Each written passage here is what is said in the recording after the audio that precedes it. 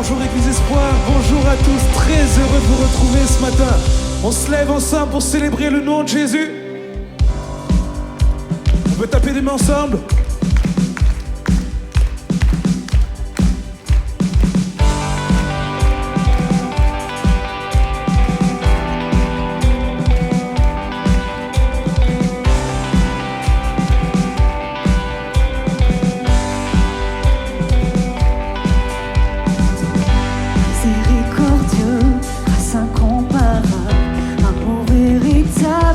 T'exalte, tu es Yeshua, Dieu sauveur. Oh, oh, oh, oh. Précieux Fils unique, beauté sans pareil, sagesse insondable, je t'exalte, tu es Yeshua, Dieu sauveur. Et tous ensemble on chante.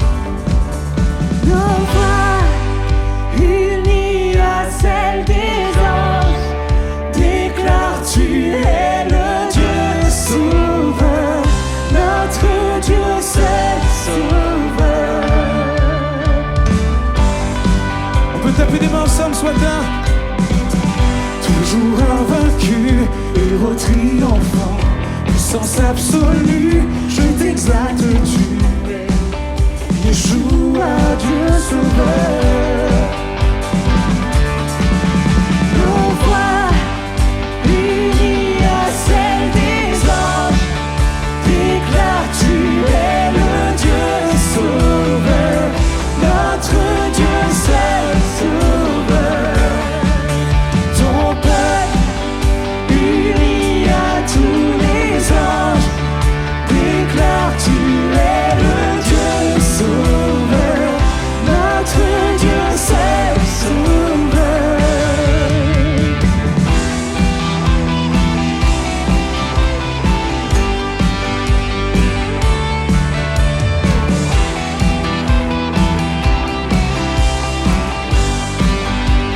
Et on déclare ensemble, je suis à toi. Mon cœur ne bat que si tu vis en moi. Je suis à toi. On chante l'église ce matin de tout ton cœur. Je suis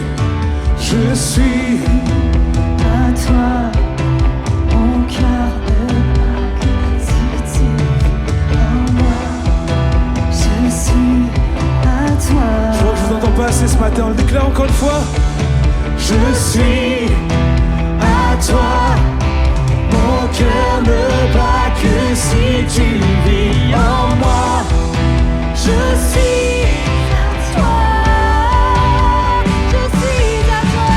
Je suis à toi. Mon cœur ne bat que si tu vis en moi. Je suis à toi. Et chantons nos voix. Nos voix Unis à celles des anges, déclare tu es le Dieu sauveur, notre Dieu c'est le sauveur. Ton peuple, uni à tous les anges, déclare tu es le Dieu sauveur, notre Dieu c'est le sauveur. Est-ce qu'on peut pousser un cri de joie pour accueillir Jésus comme il se doit ce matin?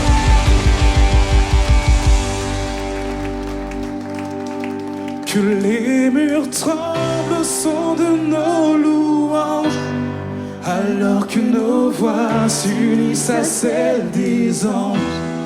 Répand sur nous ton esprit, ta puissance. Oh, criez son nom ce matin. Jésus. Que les murs tremblent au son de nos louanges, alors que nos voix s'unissent à celles des anges. Répand sur nous ton esprit, ta puissance. Oh Jésus, vous êtes prêts à louer ce matin, Église?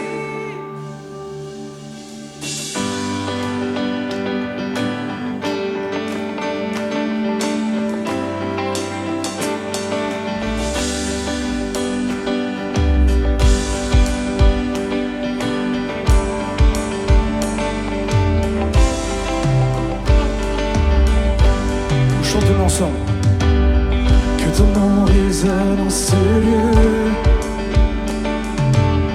Que ton nom résonne en ce lieu. Que ton nom résonne en ce lieu. Jésus, que ton nom résonne. Oh, je vous entends pas. Que ton nom résonne dans ce lieu. Que ton nom résonne en ce lieu. Oh, c'est ce nom que nous voulons élever ce matin. Que ton nom résonne en ce lieu. Que ton nom résonne dans ce lieu. Que ton nom résonne en ce lieu. Oh, Jésus, Jésus, Que ton nom résonne. que les murs tremblent. Que les murs tremblent au son de nos louanges. Alors que nos voix s'unissent à celles des anges. Répand sur nous ton esprit, ta puissance. Oh Jésus, que les murs tremblent ce matin. Que les murs tremblent au son de nos louanges. Alors que nos voix s'unissent à celles des anges. Répand sur nous ton esprit, ta puissance. Oh Jésus, Jésus, nous chantons ton nom. En ce lieu. Oui, nous invoquons ton nom. En ce lieu. Oui, nous te proclamons roi. En ce lieu. Tu es Seigneur des seigneurs. En ce lieu. Jésus, Jésus, nous chantons ton nom. En ce lieu. Oui, nous invoquons ton nom. En ce lieu. Oui, nous te proclamons roi. En ce lieu. Car tu es Seigneur des seigneurs. Que les murs tremblent ce matin. Que les murs tremblent au son de nos louanges. Alors que nos voix s'unissent à celles des anges. Répand sur nous ton esprit, ta puissance. Oh, crie son nom ce matin. Que les murs tremblent au son de nos louanges. Alors que nos voix s'unissent à celles des anges. Répand sur nous ton esprit, ta puissance. Oh Jésus, Jésus, Jésus, nous chantons ton nom. Oui, nous invoquons ton nom. En ce lieu. Oui, nous te proclamons roi. En ce lieu. Car tu es Seigneur des seigneurs. Je vous entends ce matin. Jésus, nous chantons ton nom. En ce lieu. Oui, nous invoquons ton nom. En ce lieu. Oui, nous te proclamons roi. En ce lieu. Car tu es Seigneur des seigneurs. Que les murs tremblent au son de nos louanges. Alors que nos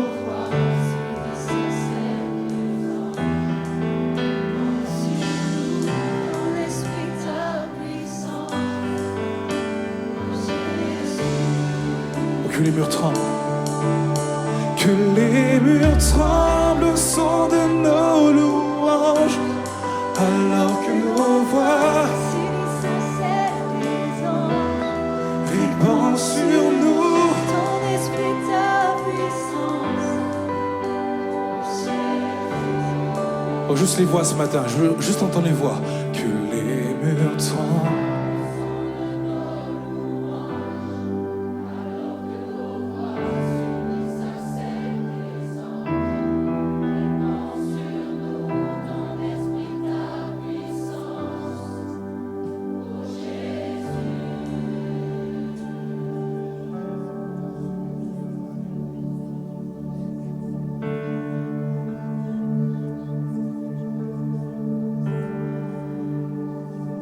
Il y a un seul nom qui a été élevé, le nom au-dessus de tout nom. Et j'aime me souvenir de ça ce matin.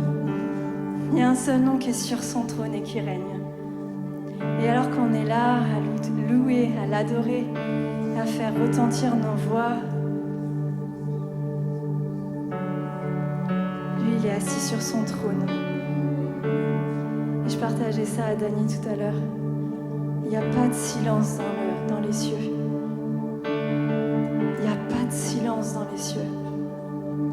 Continuellement, les anges crient Saint, Saint, Saint est l'Éternel. Saint, Saint, Saint est l'Éternel. Saint, Saint, Saint est l'Éternel. Saint, Saint, Saint est l'Éternel.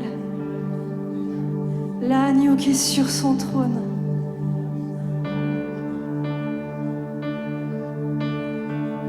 Alors on va chanter un nouveau chant.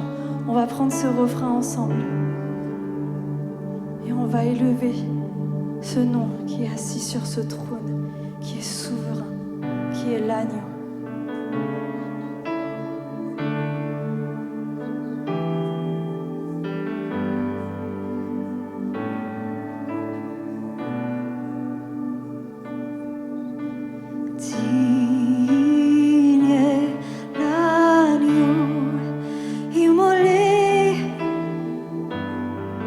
Personne n'est comme lui.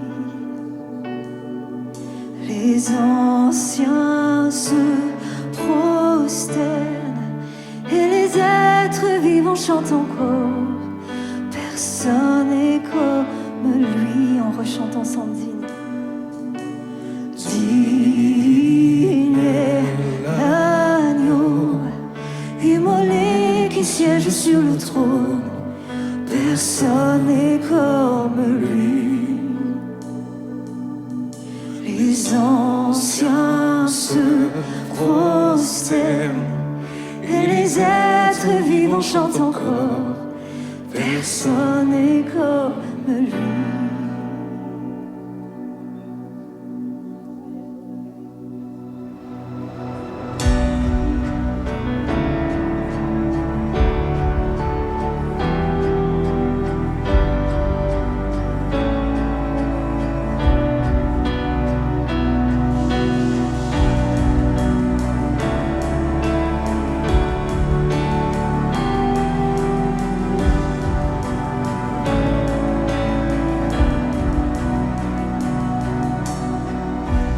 Lui seul est sur le trône, Jésus, Dieu saint,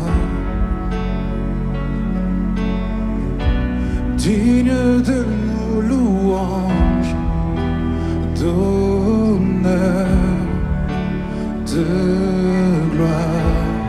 Chantons-le ensemble. Lui seul est sur le trône, Jésus, Dieu saint, digne de nos louanges, d'honneur, de gloire. Ensemble. Digne est l'agneau immolé qui siège sur le trône. Personne n'est comme lui. Les anciens se prosternent et les êtres vivants chantent encore. Personne n'est comme lui. On chante lui seul. Lui seul est sur le trône. Jésus, Dieu saint.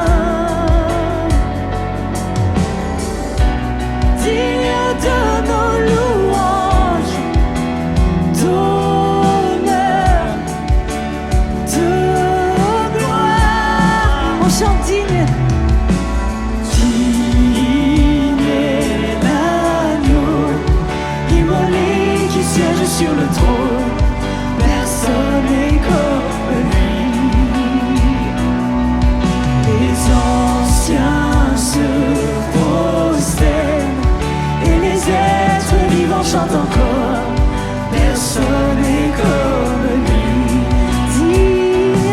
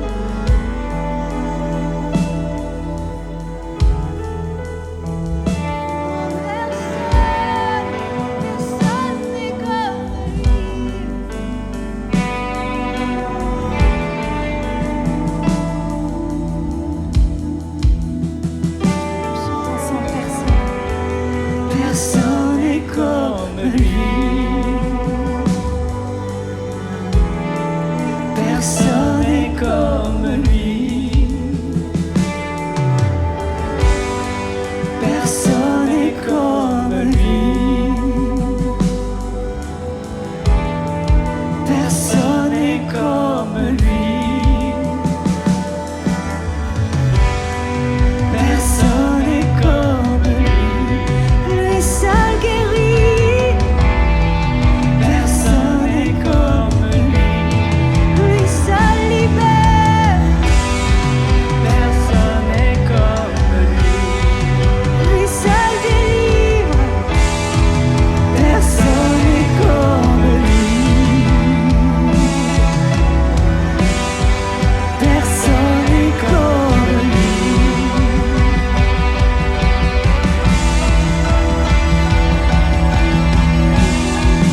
Courons le roi de gloire. Allez, je vous entends, l'église, ce matin, chanter. Roi de gloire. Toutes les mains peuvent se lever en l'air ce matin pour couronner le roi de gloire. Les souverains. Toi seul est digne de gloire. Toi seul est digne de gloire. Toi seul est digne de gloire. Ton nom est souverain. De tout notre cœur, chantons-il. Digne est l'agneau, immolé qui siège sur le trône. Personne n'est comme lui. Les anciens se prosternent et les êtres vivants chantent encore. Personne n'est comme lui. Oui, digne est l'agneau, immolé qui siège sur le trône. Personne n'est comme lui. Déclare-le ce matin, les anciens. Les anciens se prosternent. Et les êtres vivants chantent encore. Personne n'est comme lui. Personne n'est comme lui. Personne n'est comme lui.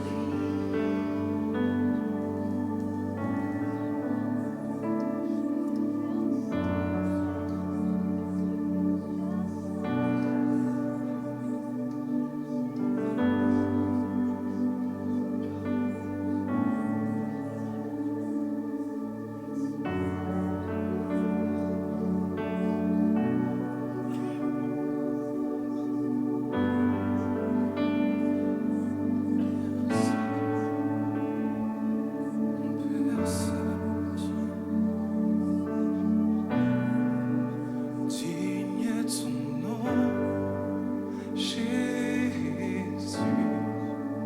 digne d'être loué.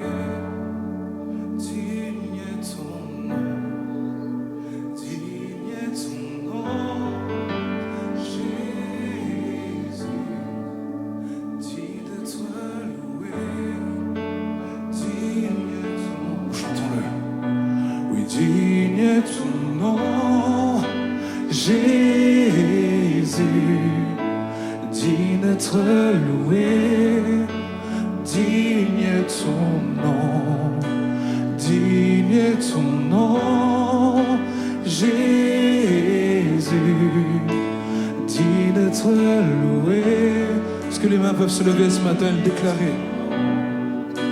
Oui, digne est ton nom.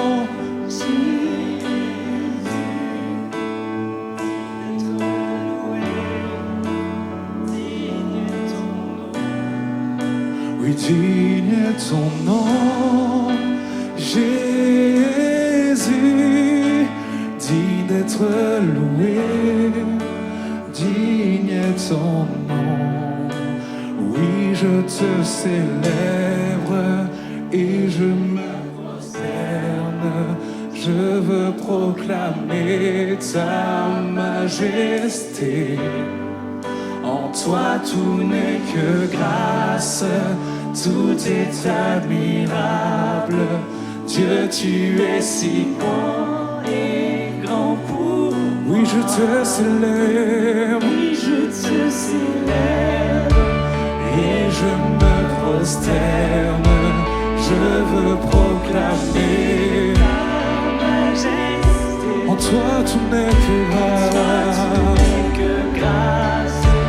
Tout est admirable. Dieu, tu es si grand et bon pour Oui, je te célèbre. et je me prosterne. Je veux proclamer ta majesté. En toi tout n'est que grâce. Tout est admirable. Dieu, tu es. Oui, je te célèbre encore une fois, chantons-le. Je te célèbre. Et je me prosterne. Je veux proclamer ta majesté. En toi tout n'est que grâce. Tout est admirable. Dieu, tu es si bon. Car je ne saurais, chantons-le. Je ne saurais jamais.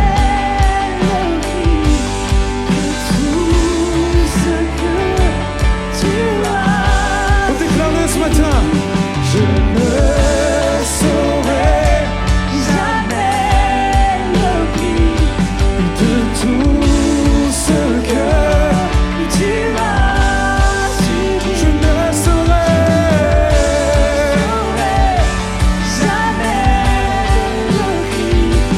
de tout ce que je ne une dernière fois. Je ne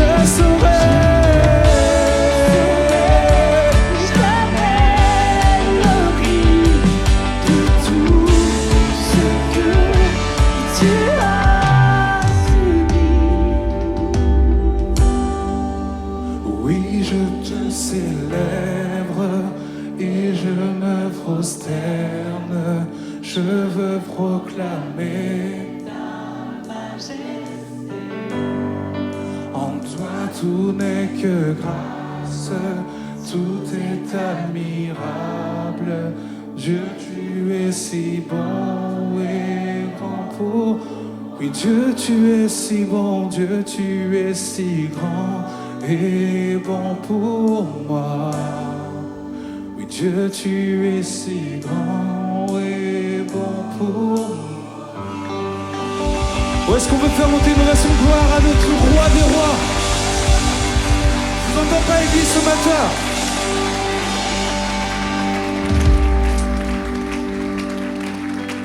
Amen. Pour combien Jésus a été bon ce matin? Amen. Alors il mérite beaucoup plus que ça. Oh! Amen. Merci beaucoup au groupe de louanges. On peut en profiter aussi d'avoir les deux mains comme ça pour les remercier pour ce moment. Merci beaucoup les amis. J'invite à reprendre place pour ceux qui ne... Wow. Pascal. Non, ça va. On a tous eu peur pour toi. Mais ça va. Bonjour à tous. Soyez les bienvenus à l'Église Espoir, à ceux qui nous rejoignent en ligne aussi, soyez les bienvenus. Soyez les bienvenus aussi toutes les personnes qui sont là, qui nous visitent, qui sont là pour les premières fois. Est-ce qu'on peut se transformer en immense comité et dire bienvenue? Bienvenue à vous tous. C'est un plaisir de vous avoir avec nous ce matin. Je vais pas perdre de temps parce que le message que je dois apporter est assez dense et je veux pas qu'on reste là jusqu'à 15h de l'après-midi.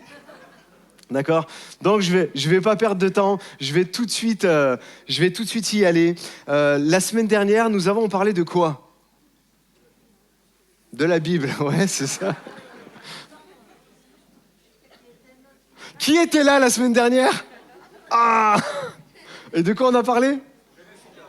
Pardon? Gérer son temps, racheter le temps. Pardon?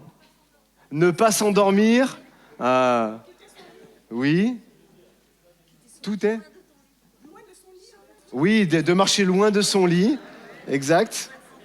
Ouais. Il y en a qui sont encore dans le lit là.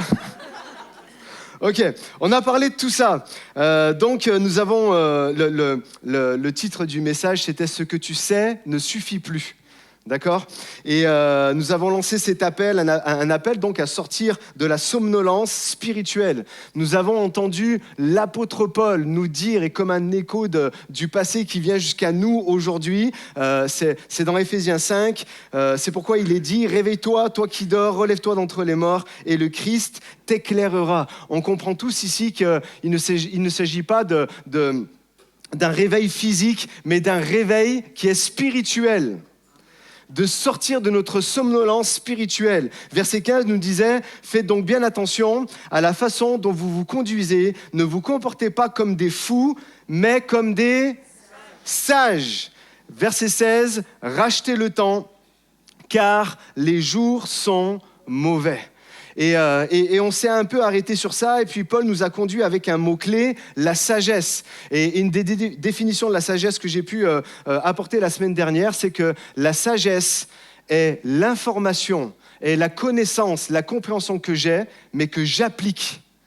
Parce qu'avoir de l'information, de la connaissance et de la compréhension, si je ne l'applique jamais à ma vie, je suis un insensé, je suis un fou, je suis un stupide. Vous vous rappelez, je suis docteur, mais si je fume, j'ai la connaissance, mais je n'ai pas la sagesse, parce que je sais tout ce que la cigarette peut produire en fait, dans mon corps physique. Donc, nous avons posé cette déclaration prophétique en cette année. 2026 sera l'année de l'application de la parole de Dieu dans ma vie. Plus simplement, en fait, de la connaissance. Alors aujourd'hui, la question n'est plus « est-ce que je comprends ?» Est-ce que je comprends ce que Dieu m'a dit ou veut me dire? Mais qu'est-ce que je vais faire avec ce que j'ai compris? D'accord ? C'est véritablement ça la sagesse, parce qu'un réveil sans action de notre vie, on veut racheter le temps, on veut se réveiller de tout ça, mais sans action, ça devient une frustration en fait. Et c'est exactement là où Paul veut vraiment nous amener et dont on va parler maintenant. Le titre, c'est dans la même continuité et on reste sur cette portion de l'épître aux Éphésiens. Reprends possession de ton temps. Allez, dis-le à ton voisin pour bien commencer la journée. Reprends possession de ton temps, Dany. Ne te laisse plus avoir par Clarisse qui t'appelle tout le temps et tout ça. Non, c'est pas vrai. Gratuit. Reprends possession de ton temps. Verset 17 nous dit, d'Éphésiens 5, c'est pourquoi ne soyez, on l'a lu la semaine dernière, ne soyez pas stupides, insensés, fous, ça dépend des versions, mais comprenez quelle est la volonté du Seigneur. Comprendre la volonté du Seigneur. Mon point ce matin, numéro 1, c'est comprendre la volonté de Dieu pour arrêter enfin de gaspiller notre temps. Pour arrêter enfin de gaspiller notre temps. Écoute-moi bien s'il te plaît. Si tu ne sais pas ce que Dieu veut pour ta vie, alors tu vas perdre ton temps. Si tu ne cherches pas sa volonté, à comprendre quelle est la volonté, tu vas passer des mois, des années, peut-être même des décennies, en fait, à gaspiller ton temps. Parce que la volonté de Dieu pour ta vie doit dicter ton emploi du temps, doit orienter tes priorités, doit influencer tes choix et doit même déterminer tes fréquentations. Doit vraiment déterminer tes frais. Et ouais, je vais vraiment parler de ça. Je vais prendre un moment pour parler de ça. La volonté de Dieu doit dicter avec qui tu dois passer ton temps. Clairement, c'est un des pièges qui te volent le plus de temps dans ta vie, c'est tes fréquentations. Les personnes avec qui tu vas passer ton temps. Colossiens, c'est toujours l'apôtre Paul qui parle, mais à une autre église, chapitre 4, verset 5 dit « Conduisez-vous avec sagesse envers ceux du dehors et rachetez le temps. » Toujours la même dynamique de « Conduisez-vous avec de la sagesse, comprenez, mais appliquez, et rachetez le temps en faisant ça. » Avec les gens du dehors, avec les gens peut-être qui n'appartiennent pas à Dieu, qui vivent selon ce qu'ils veulent et ils ne veulent rien entendre. Donc, conduisez-vous avec sagesse envers ceux du dehors et rachetez le temps. Le point est le suivant. Tout le monde ne mérite pas ton temps.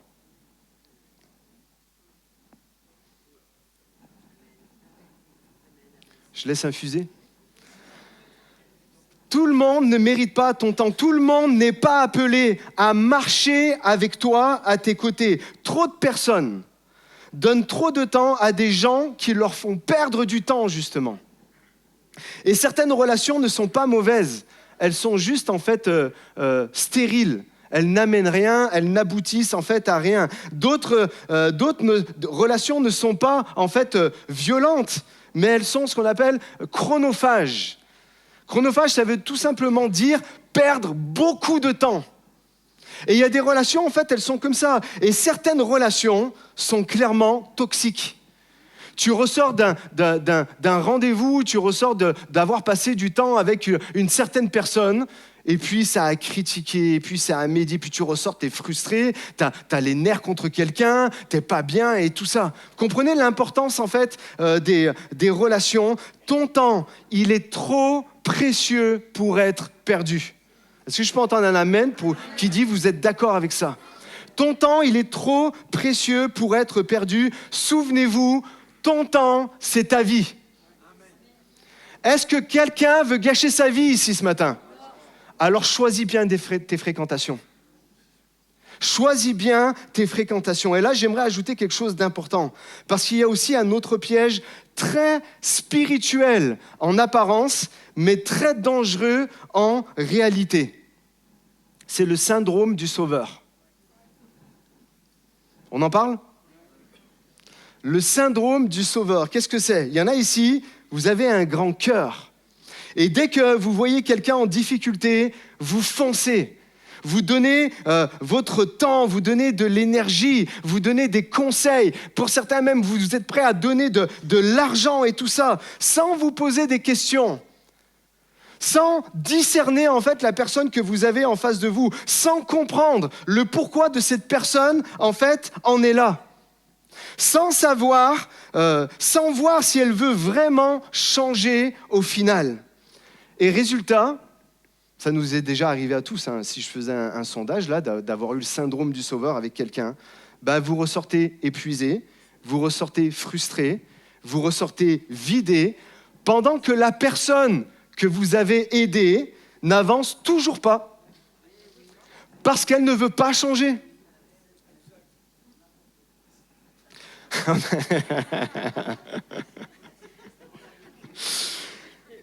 Et oui, on a tous vécu, mais c'est tellement important de se le dire à chaque saison de notre vie. Écoute-moi bien, aider quelqu'un qui ne veut pas changer, c'est pas de l'amour. T'es en train de te bercer d'illusions. Et il y a comme un réveil à avoir et te dire, je ne vais plus perdre mon temps en fait avec ça. Il faut que je le dise avec beaucoup de clarté ce matin. Tu n'es pas Jésus. Tu n'es pas Jésus. Tu n'es pas le sauveur du monde. Jean 3,16 ne parle pas de toi. Ça parle de Jésus. Ok, il n'y a qu'un sauveur et c'est pas toi. Même Jésus lui-même se retirait alors que la foule s'attendait à lui et voulait passer du temps avec lui. Pourquoi ? Parce qu'il vivait selon, ça revient au verset 17 d'Éphésiens 5, il vivait selon la volonté du Père, pas selon l'urgence des hommes. Vous êtes OK avec ça? La sagesse, ce n'est pas d'aider tout le monde, c'est d'aider les bonnes personnes. C'est d'aider les bonnes personnes. Aider, oui, se substituer à Dieu, non, t'es pas Dieu, t'es pas Jésus.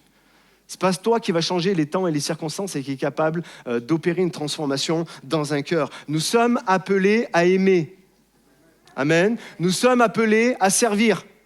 Amen. Nous sommes appelés à accompagner les personnes que Dieu nous envoie, mais nous ne sommes jamais appelés à remplacer Dieu, à avancer à la place des gens. On n'y arrivera jamais, tu vas te fatiguer, ça ne marche pas. Donc, protège ton temps, protège ton appel, protège ton énergie. Vous pouvez dire amen à ça? Parce que si tu te disperses à vouloir sauver tout le monde, tu risques de perdre de vue, en fait, ce que Dieu t'a appelé toi à accomplir. sa volonté en fait pour ta vie. Et ça serait le plus grand gaspillage de temps. Pourquoi je prends un temps pour en parler ? Parce que vraiment, c'est un des plus grands voleurs de temps qu'il y a dans notre vie. Et passe ton temps vraiment avec les bonnes personnes. Ça m'amène à mon point numéro 2. Choisis tes relations en fonction de ton appel. Choisis tes relations en fonction de ton appel. Choisis-les en fonction de ce que Dieu veut pour toi, de ce qu'il t'a mis dans le cœur. Si Dieu t'appelle à être un boucher, pas boucher, d'accord ? Pourquoi tu traînes avec des poissonniers ? D'accord ? Si Dieu t'appelle à être un neurochirurgien, des grandes ambitions, pourquoi tu fais des études de cardiologue ? Si tu veux être le plus grand tennisman du monde, pourquoi tu passes ton temps à faire de l'équitation ? Je continue les analogies ou tout le monde a compris ? D'accord ? Il faut que tu passes ton temps, que tu investisses ton temps avec des personnes qui vont être avec toi dans le but que tu as envie, en fait, d'accomplir. Choisis tes relations. Tu te dis peut-être. Et là, tout ce que j'explique depuis tout à l'heure, peut-être vous êtes là d'un air bizarre. T'es dur, Mercioni. T'es vraiment dur dans ce que tu dis. C'est pas bien et tout ça. Il y en a, vous dites non, mais il y en a, ils se disent ça. Je le sais. Je le vois. Vous dites, ah, c'est dur quand même ce que tu dis. Alors, vous savez ce qu'on va faire ? On va regarder à Jésus. Amen. On regarde à Jésus, c'est lui le modèle absolu. Hein. Jésus a choisi ses disciples. L'évangile de Luc, au chapitre 6, nous dit qu'il a passé une nuit entière avant d'aller choisir ses disciples, pour qu'ensuite il les appelle ses amis. Vous voyez ? Jésus lui-même, en fait, réfléchissait, priait. Qui est-ce que je vais laisser entrer dans mon cercle, dans ma vie ? Avec qui j'ai envie de passer du temps ? Il prie une nuit entière. Je ne sais pas si vous vous imaginez. Qui a prié une nuit entière ici ? Quand on dit entière, c'est pas je prie jusqu'à 2h du matin et je vais me coucher. D'accord ? Une nuit, en fait, entière. Même Jésus n'a pas donné son temps à tout le monde. Vous voulez des preuves encore ? Ça, c'en est une. Mais une des preuves, Matthieu 12, 38, les docteurs de la loi et les pharisiens regardent Jésus, disent Jésus, vas-y, fais des miracles. On veut voir des miracles. Et Jésus, il met vraiment il met vite fin au débat et il ne leur donne rien du tout. Il ne perd pas leur temps, en fait, avec eux. Luc 23, toujours dans la dynamique. Vous savez, lorsque Jésus est conduit à Hérode juste avant d'être crucifié, c'était pareil, Hérode, il était fasciné par Jésus. On comprend ça dans les Écritures. Il était fasciné, il entendait Jésus faire des miracles, Jésus dire des enseignements extraordinaires. Et en fait, lorsque Jésus est mis confronté à Hérode, il est là, allez, vas-y, dis quelque chose, fais des miracles. Vous savez ce que Jésus a fait ?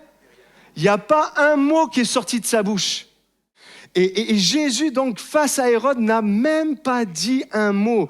Pas de temps à perdre avec quelqu'un qui ne comprend rien, qui ne veut pas avancer. Vous comprenez ce que je vous dis ? Ce que je veux vous dire, je passe le moment où il dit à ses disciples, dans Matthieu 10, 41, « Eh bien, si on ne vous reçoit pas dans telle ville, dans tel endroit, secouez la poussière de vos pieds et partez. » Pas de temps à perdre. Pas de temps à perdre avec des gens qui ne veulent pas écouter, qui ne veulent pas, en fait, avancer. Est-ce que je suis toujours dur ? Finalement, avec ce que Jésus dit, ce que Jésus fait, Jésus avait une mission. Hors de question de passer en dehors de la volonté de Dieu pour sa vie, de perdre du temps avec des personnes qui ne veulent pas avancer. Pour cette nouvelle année, reprends possession de ton temps. Pour cette nouvelle année, on est tout juste au début de l'année, début du mois de février, reprends possession de ton temps. Ne permets à rien ni à personne de voler ton temps, ton énergie, ton appel, ton but, ce que Seigneur en fait t'a fixé. Je peux entendre un amen à ça. Comment faire concrètement ? Je continue assez vite. Le verset 19 nous dit, et j'ai oublié de le mettre, je suis désolé, et c'est très pratique, toujours Éphésiens 5, « Ne vous enivrez pas de vin, cela mène à la débauche. Soyez au contraire à nouveau, il y a des versions qui disent à nouveau remplis de l'esprit. » Dites-vous des psaumes, des hymnes, des cantiques spirituels. Chantez et célébrez de tout votre cœur les louanges du Seigneur. Verset 20, remerciez constamment Dieu le Père pour tout au nom de notre Seigneur Jésus-Christ. Comment faire concrètement pour ne pas perdre notre temps, pour arriver à avoir du discernement ? Pratiquer ce qui vient d'être lu. Reprendre le contrôle de ta vie en faisant des choix clairs. Chaque matin, je vais lire ma Bible. Chaque matin, je vais permettre au Saint-Esprit de me remplir à nouveau à travers, en fait, sa parole. Sur des choses très simples, mais qu'il est bon de rappeler. Chaque matin, chaque soir, je vais présenter ma journée au Seigneur. Je vais présenter ma journée du lendemain au Seigneur quand arrive la nuit. Et surtout, je n'oublie pas la reconnaissance, la gratitude que je dois lui apporter. Parce que même si ma vie n'est pas rose, je mange à ma faim, j'ai un toit au-dessus de ma tête. Jamais je n'oublie en fait de le faire. Je prends du temps avec ma famille. Je ne néglige plus ma famille. Je ne néglige plus aussi ma famille spirituelle qu'est l'Église. Je suis là, je sers, je m'engage, je donne à l'Église. Je peux entendre des amen avec ça? C'est un appel commun en fait à tout le monde. Et j'ai beaucoup hésité avant de faire cette petite appendice que je vais faire, mais je vais le faire quand même. D'accord, je prends le temps, c'est pas grave. Vous avez tous le temps, hein?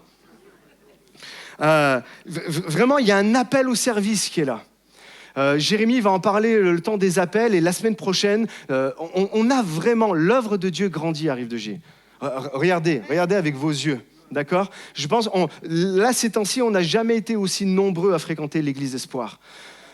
Si tout le monde vient en même temps, avec les enfants, c'est beaucoup plus de 300 personnes qui viennent à l'église. Et l'œuvre de Dieu grandit, mais les serviteurs restent au même nombre. Vous comprenez qu'il y a un problème. Donc, il y a vraiment un appel à se lever et à servir et à donner du temps à l'Église. Et vraiment, on va en reparler la semaine prochaine. Il y aura tout un temps demi et je laisserai le soin à en parler à Jérémie tout à l'heure. Mais ce sont des choix spirituels qui doivent être intentionnels de notre part. Et moi, je le décrirais comme ça, c'est un pas dit ce que je vais faire, c'est l'être versus le faire. En fait, on a beaucoup, et à juste titre, prêché sur l'identité. Toutes ces dernières années, vraiment, et puis c'était pour contrebalancer une autre chose qui n'était pas équilibrée, c'était il fallait faire au détriment de qui on était, d'accord ? Mais j'ai l'impression, ça n'engage que moi, mais j'ai l'impression que beaucoup sont passés de l'autre côté sans se poser la question du faire.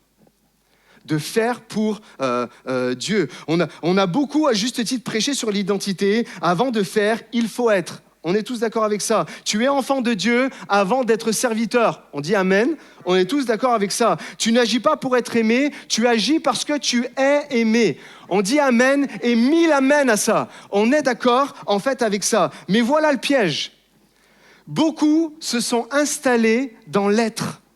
Je suis enfant de Dieu, je suis une créature merveilleuse, je suis sauvé. Non, je vous dirai pas, tourne-toi vers ton voisin et dis-lui, t'es une créature merveilleuse. On l'a déjà fait assez 2 fois, d'accord ? Je suis chrétien, je suis sauvé, je suis aimé.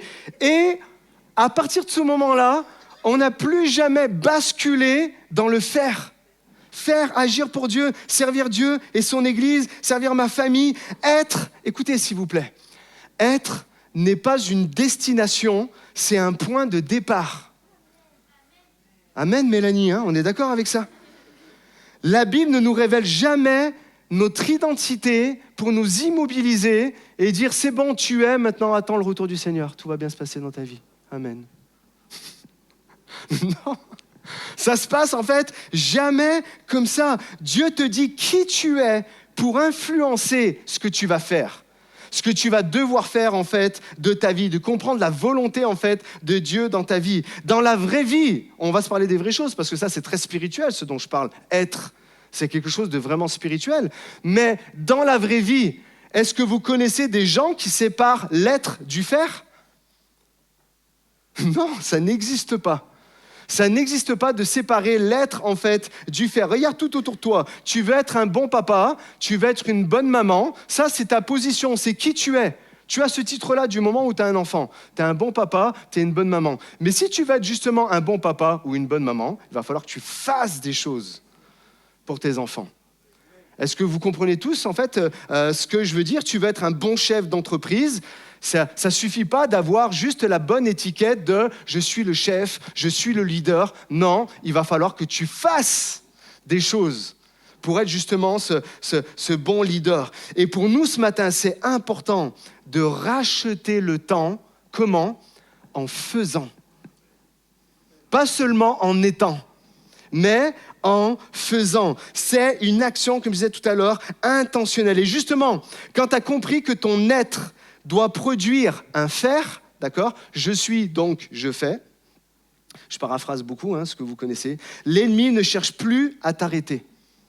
Il cherche à t'occuper. Et c'est pour ça que et je veux prendre du temps aussi pour parler de ça, parce que c'est attrait à notre temps, d'accord? Il cherche à t'occuper avec des bonnes choses pour t'empêcher de faire les bonnes choses, mais pour toi. D'accord? Et quand le diable ne te fait pas tomber, vous savez ce qu'il fait, Il t'occupe. Il te met des petits joujoux dans les mains. Il te met des petites distractions dans les mains. D'accord? Il y a un piège redoutable, subtil, dangereux. C'est mon point numéro 3. C'est le piège des bonnes choses. Ah, je l'ai pas mis? D'accord, c'est pas grave. Point numéro 3, le piège des bonnes choses. Une des plus grandes armes du diable, ce n'est pas de te pousser vers le mal, c'est de t'occuper avec des choses qui d'apparence sont bonnes, mais qui sont juste pas faites pour toi. Est-ce qu'il y en a qui sont déjà tombés là-dedans? On est tous tombés dans ces choses-là. Le malin, il sait très bien que tu n'es pas assez stupide pour faire des choses qui ne sont pas bonnes. D'accord? Il le sait. Parce que vous avez tous compris, ne soyez pas stupides, ne manquez pas de sagesse. Donc on le sait maintenant. Donc, vu qu'on le sait, le diable, c'est le malin. S'il est appelé le malin, c'est pas pour rien. D'accord? C'est un rusé.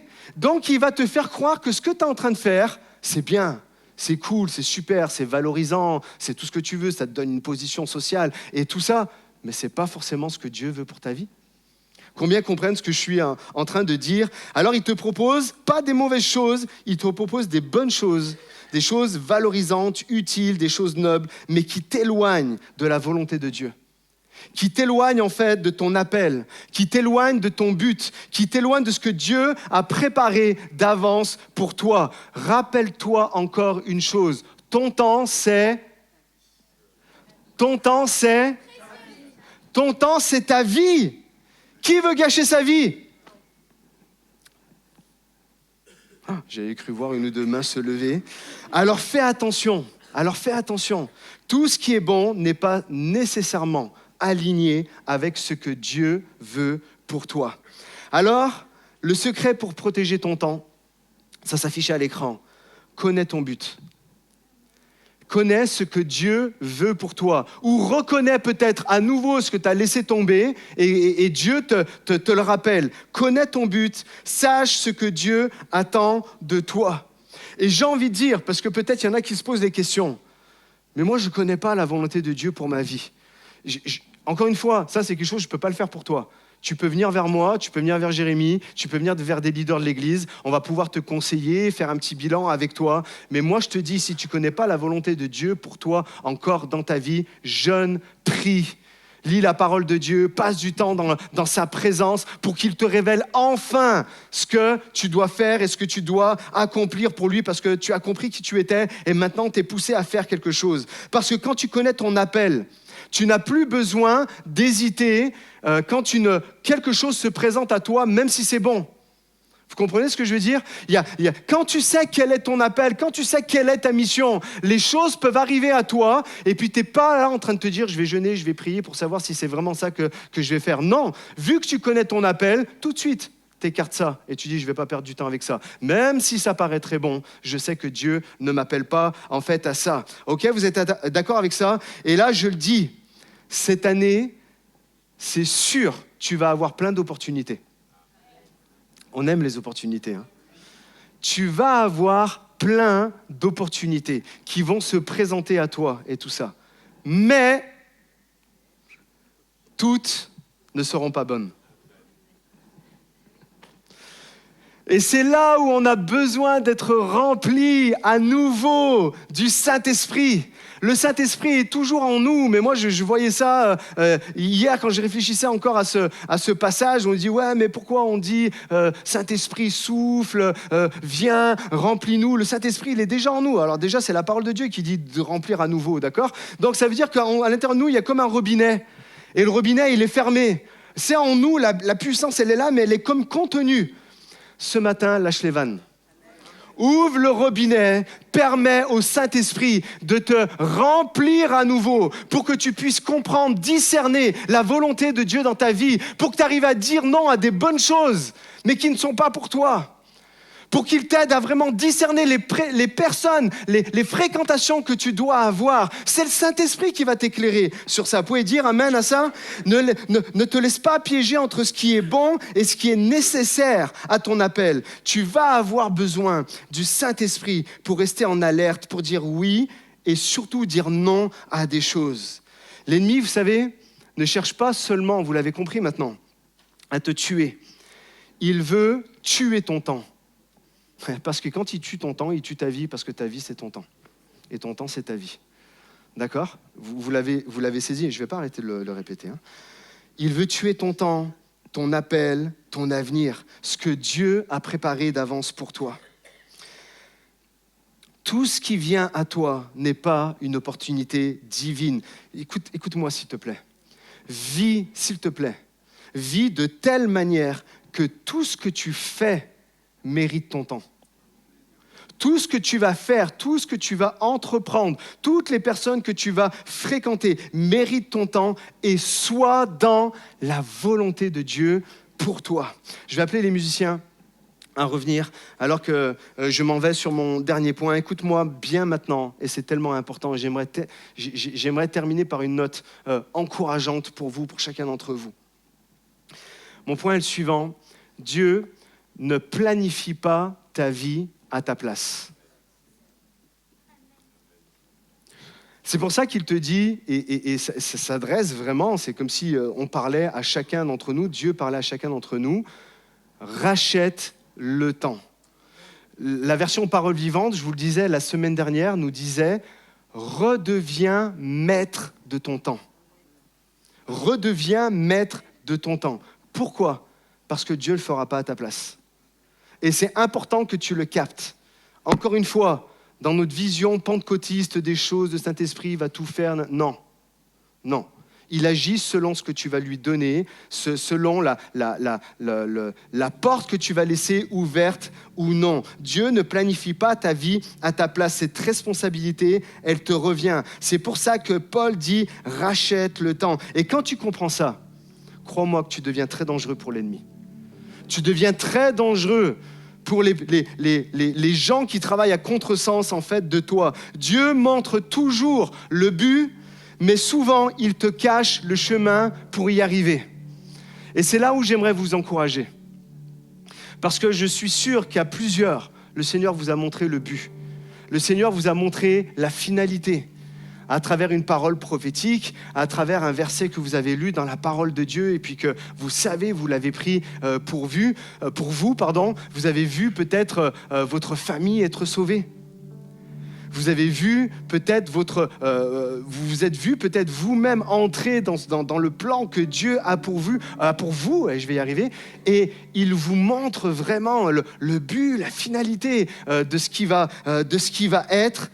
Il nous montre ça, mais il nous cache souvent le chemin pour y arriver. Je m'explique. Dieu te donne l'appel, le rêve, le désir, la passion pour faire quelque chose, mais il ne te montre jamais le chemin en détail pour y arriver. Pourquoi ?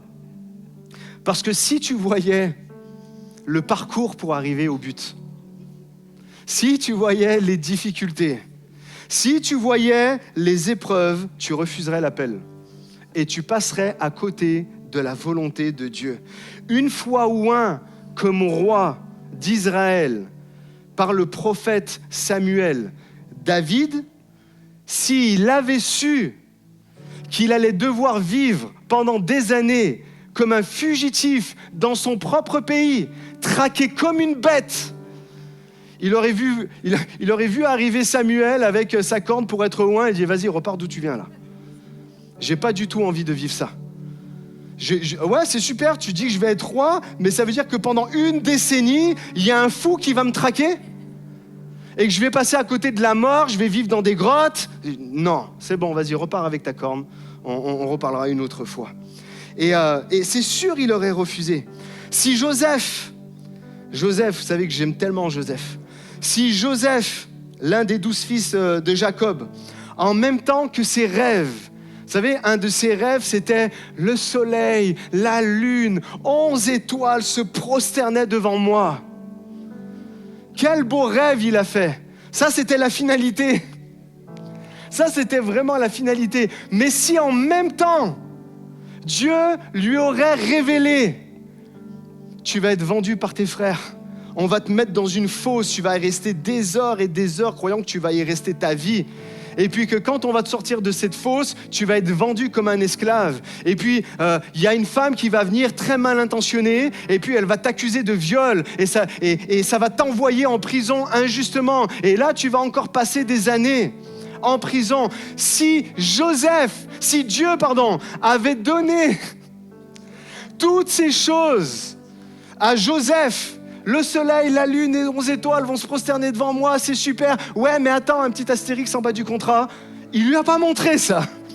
Il n'a pas fait le petit astérix en fin du contrat. Même pas, il lui a pas dit. Il lui a pas dit. Pourquoi il lui a pas dit?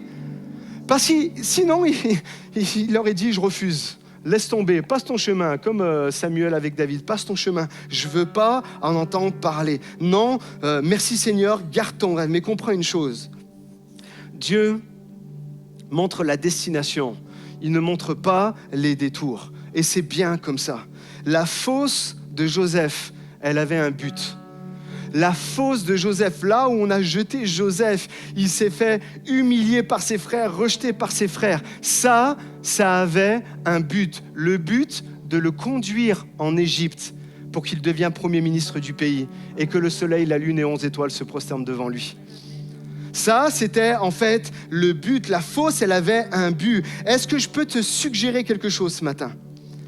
La fosse dans laquelle tu te trouves fait peut-être partie du plan.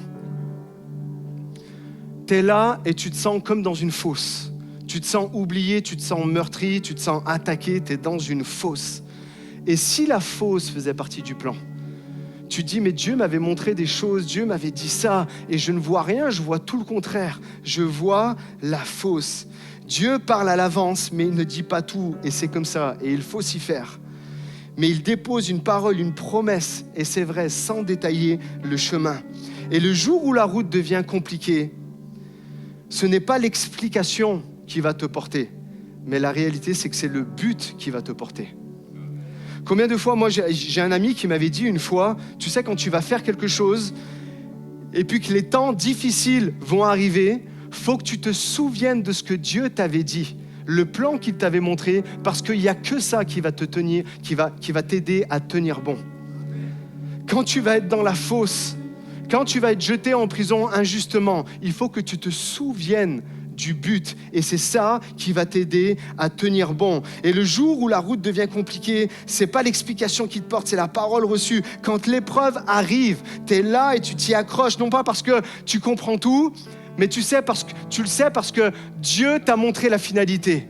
Et la finalité, c'est pas la fosse.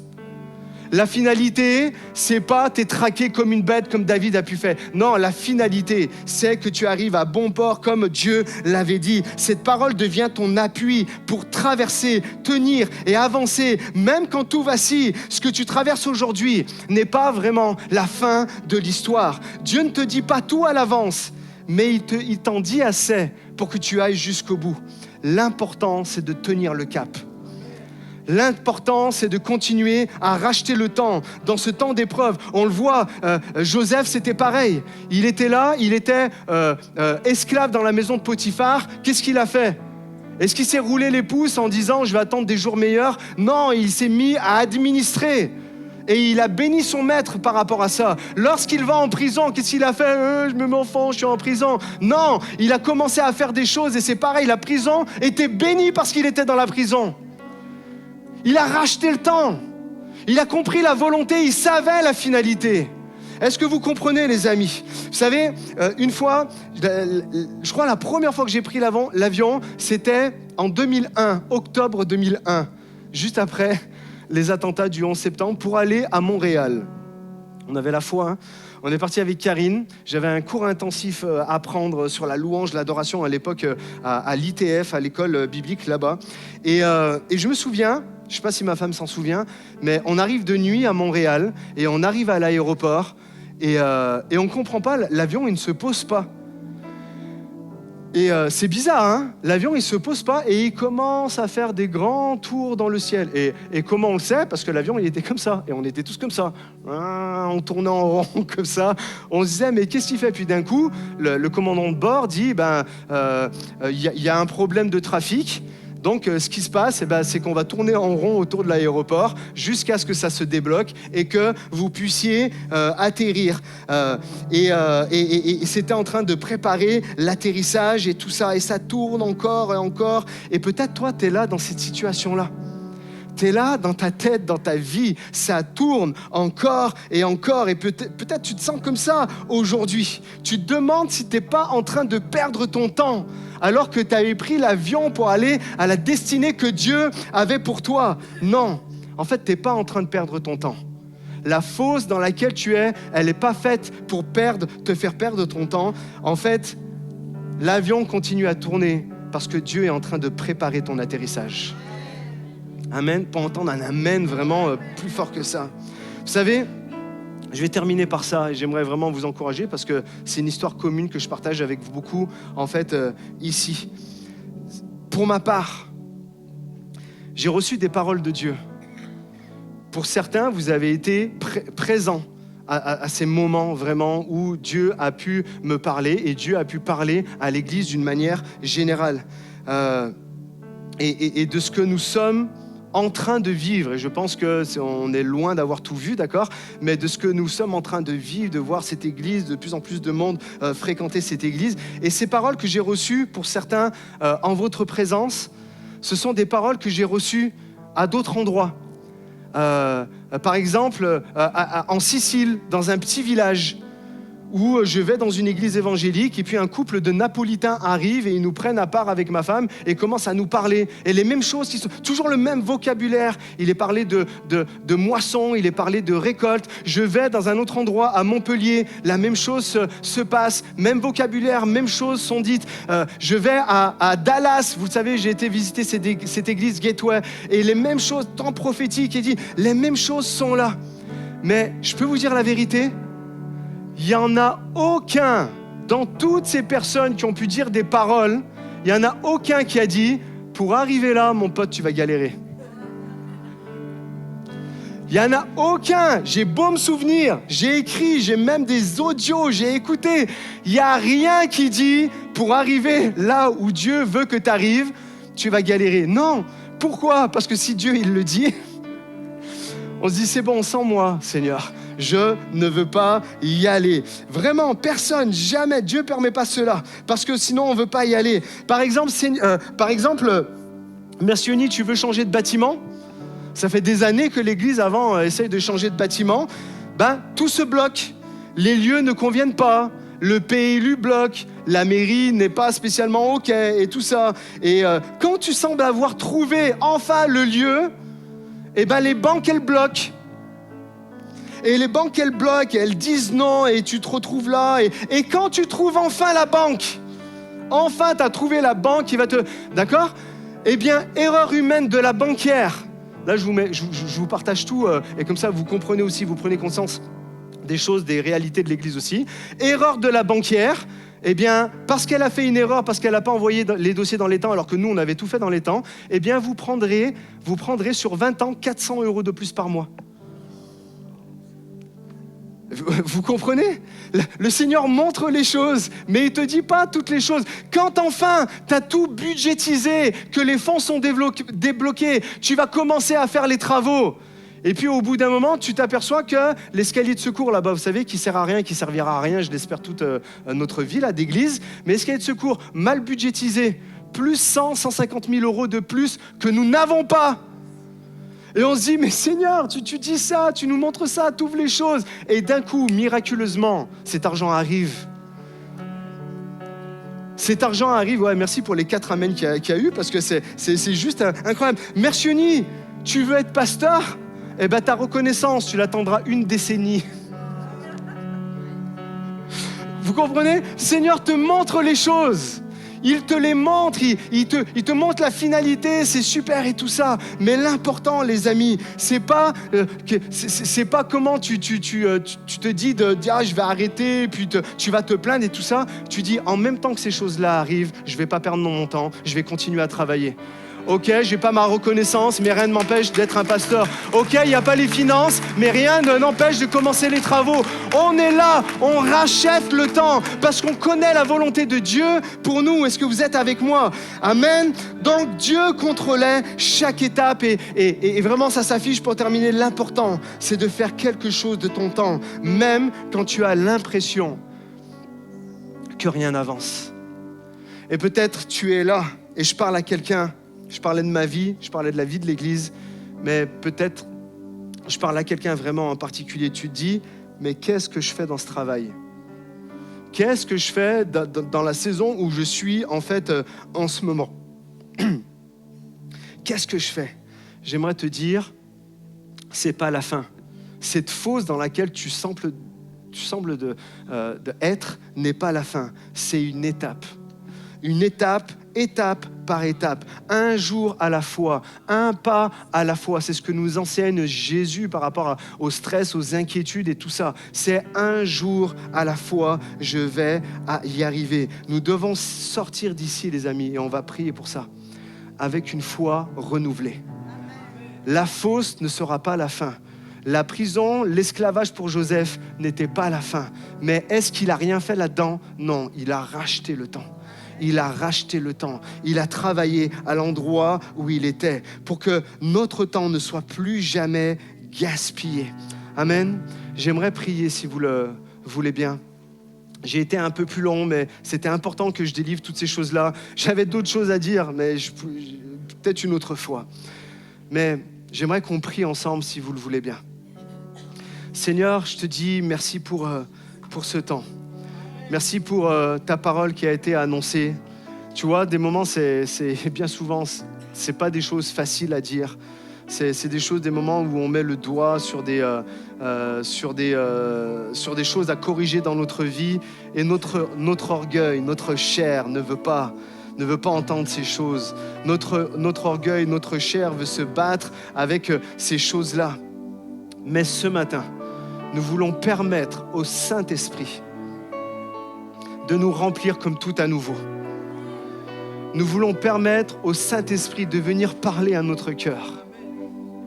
Le Seigneur, aujourd'hui, maintenant, l'Esprit de Dieu est en train de parler à ton cœur. Est en train de te montrer des choses. Est en train de te montrer, hey, mon fils, ma fille, tu es en train de perdre ton temps là. La fréquentation que tu as, les choses que tu fais, les bonnes choses qui semblent être bonnes pour toi ne sont pas faites en fait pour toi. Le Seigneur a autre chose et il est en train de parler. Et j'aimerais tout simplement, vraiment ce matin, j'avais pas prévu ça comme ça, mais que tu puisses dire au Saint-Esprit, viens me remplir à nouveau. J'ai besoin de toi. J'ai besoin de ton aide pour discerner les temps. J'ai besoin de ton aide pour discerner les fréquentations. À qui j'accorde mon temps? À qui j'accorde mes fréquentations? J'ai besoin de ta révélation, Saint-Esprit, pour m'aider à dire non à des choses qui pourtant semblent bonnes, mais qui, je le sais, ne sont pas pour moi. Permets, s'il te plaît, au Saint-Esprit de te remplir à nouveau. Permets au Saint-Esprit, pour certains ici, de te faire connaître sa volonté pour ta vie. Sa volonté pour ta vie. Seigneur, vraiment, bénis chaque personne ici dans ce lieu. Bénis chaque personne. viens ouvrir les écluses des cieux. Viens manifester ta présence. Saint-Esprit, viens convaincre de péché, de justice et de jugement. Saint-Esprit, viens parler au cœur. Je ne veux pas, Seigneur mon Dieu, dans le même élan que la semaine passée, mais je ne veux pas, Seigneur mon Dieu, simplement apporter une prédication, mais que vraiment il y a un électrochoc divin qui prenne place ici dans ce lieu.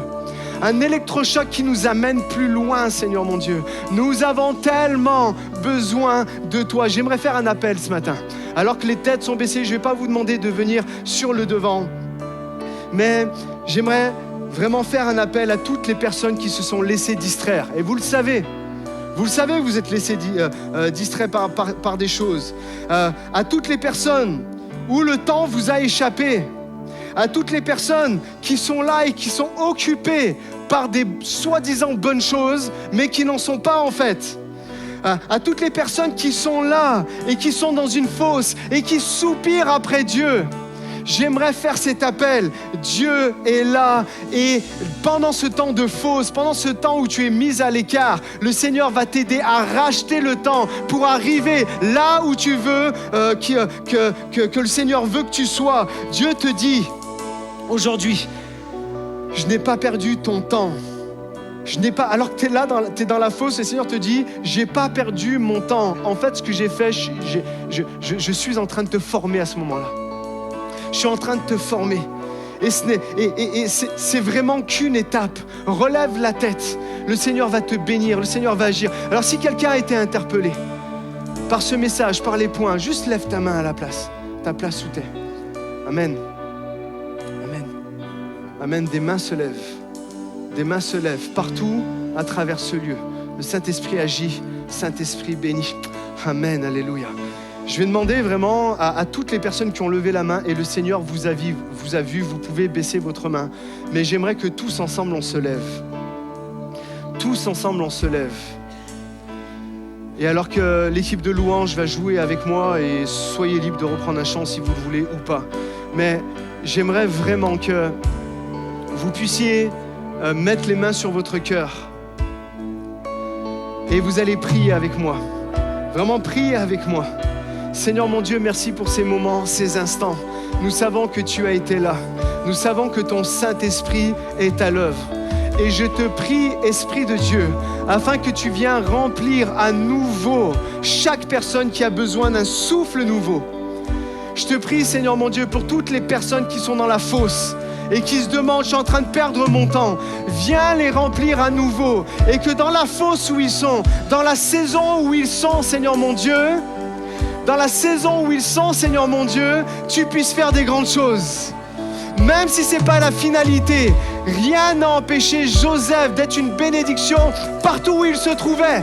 Que ça soit un esclave ou un prisonnier, il a béni tout autour de lui. Je prie, Seigneur mon Dieu, pour que chaque personne qui se retrouve en difficulté soit une bénédiction et rachète le temps et soit rempli du Saint-Esprit pour connaître ta volonté, Seigneur mon Dieu.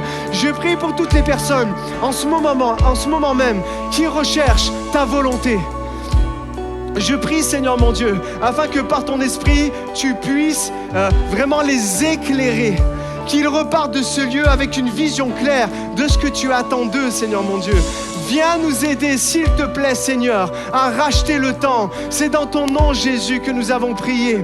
Et que tous ceux qui sont d'accord avec ça disent Amen, puissent donner gloire à Dieu, s'il vous plaît. Amen. Alléluia.